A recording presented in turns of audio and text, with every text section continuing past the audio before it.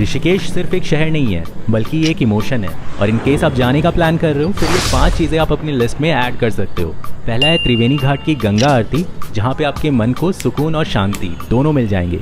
दूसरा है river rafting, जिसके बिना ऋषिकेश का ट्रिप अधूरा है। तीसरा है सीक्रेट वाटरफॉल, जो लक्ष्मण झूला से सिर्फ 4 किलोमीटर दूर है और इस रास्ते पे 3-4 छोटे छोटे वाटरफॉल हैं जिनका पानी बहुत क्लियर है। और अगर आप यहाँ आते हो फिर नेचर के इंपॉर्टेंस समझते हुए आपको यहाँ वेस्ट बिल्कुल भी नहीं फेंकना है। चौथा है नीर वाटरफॉल, जो ऋषिकेश का एक फेमस टूरिस्ट अट्रैक्शन है। और नीर वाटरफॉल से 4-5 किलोमीटर आगे क्यार्की नाम की जगह है, जहाँ से बहुत ही ब्यूटीफुल सनसेट और ऋषिकेश का बर्ड आई व्यू मिलता है। पांचवा है बीटल्स आश्रम, ये एक बहुत ही कूल जगह है और यहाँ काफ़ी सारे इंस्टाग्राम वर्दी पिक्स एंड रील्स वाले स्पॉट्स हैं।